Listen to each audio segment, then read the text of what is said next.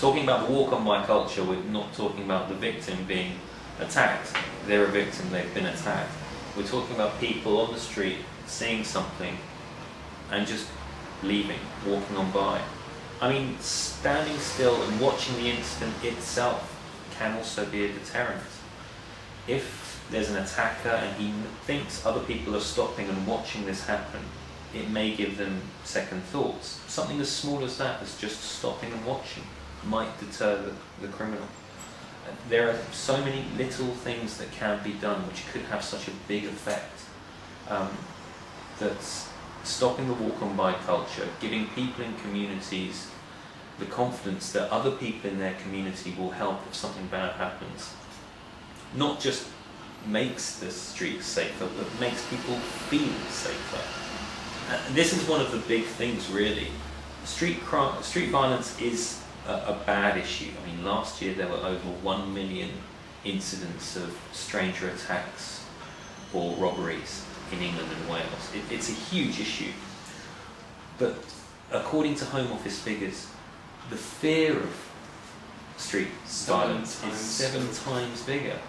1 in 5 people in England and Wales think it's likely that they will be attacked in the next year, and it reduces to 1 in 4 in more deprived areas. So Islington and Hackney, these are more deprived areas. If you're a victim of street violence, if you've been assaulted or mugged on the street, at that very moment you should call the police. You should call 999, you should call 101, you should contact the police as quickly as possible, because you've been a victim of crime.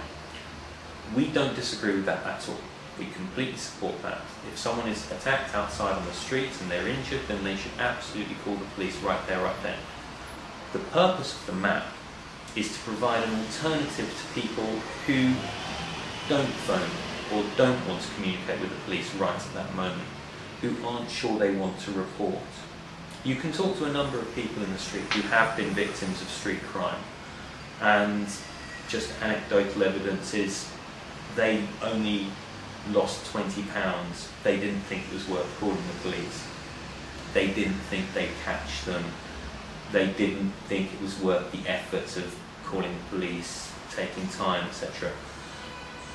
All these people who don't report crime are not giving vital evidence, vital information to the police, which could help them prevent further crime from happening.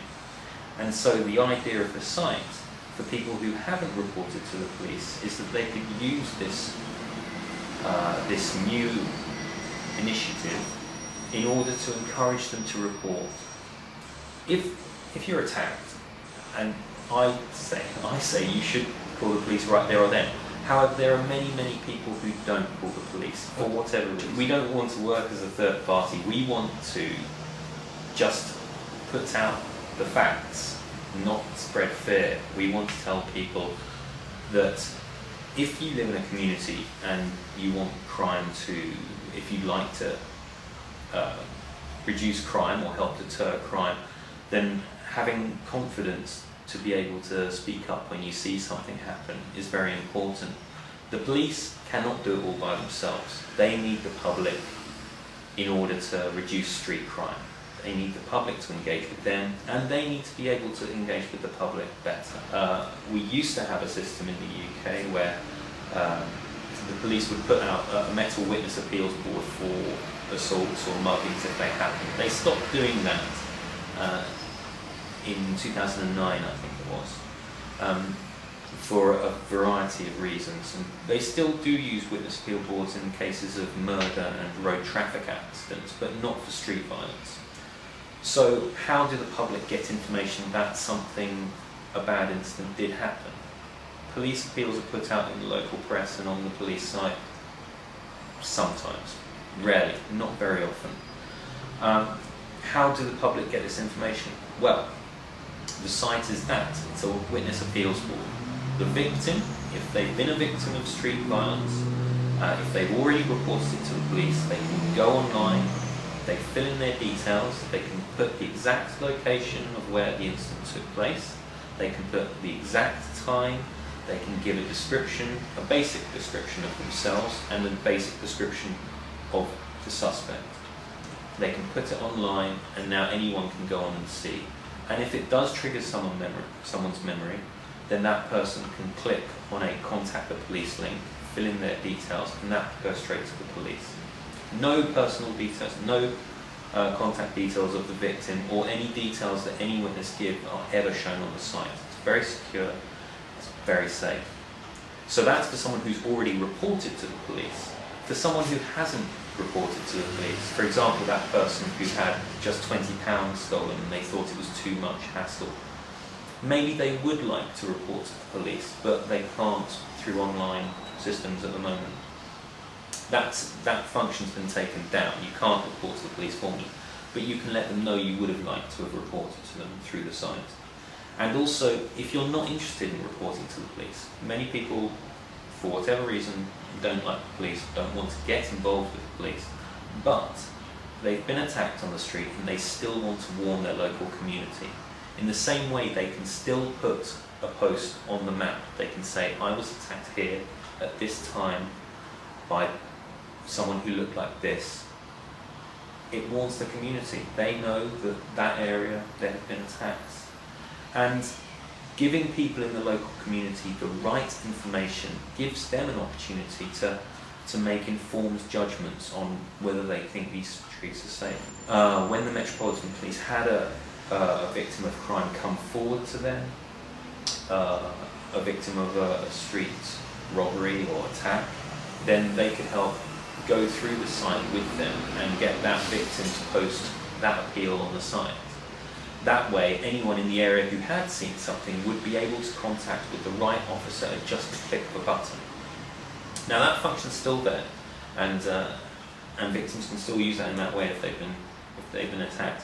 But it's important to get the right information out there. The government launched their own crime map, police.uk,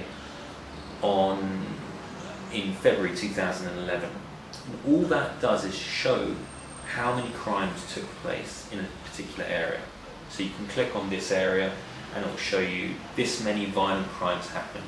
It does not give an exact location due to data protection issues. It does not give a time of the attack. It does not give a description of the suspects they're looking for.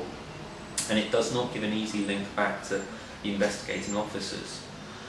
Now that information, albeit very good, and we appreciate the transparency that the government are giving crime figures in this country, that information doesn't help people on the street understand how safe their area is, and it doesn't help people on the street contact the police if they think they can help with these incidents. Our site, we think, does. We are hoping that if more people come forward when they see street violence, if you can encourage more witnesses to engage, then there should be a reduction in street crime. There should be a deterrent effect. You should detect more street crime as well. Last year in London there were 36,615 recorded personal robberies in London. It's a big number. However, they're not being committed by 36,000 different criminals. They're committed by a much smaller number. If you can encourage more people to engage when they witness crime, if the robbers on the streets know this, they will be deterred. More people may be catched.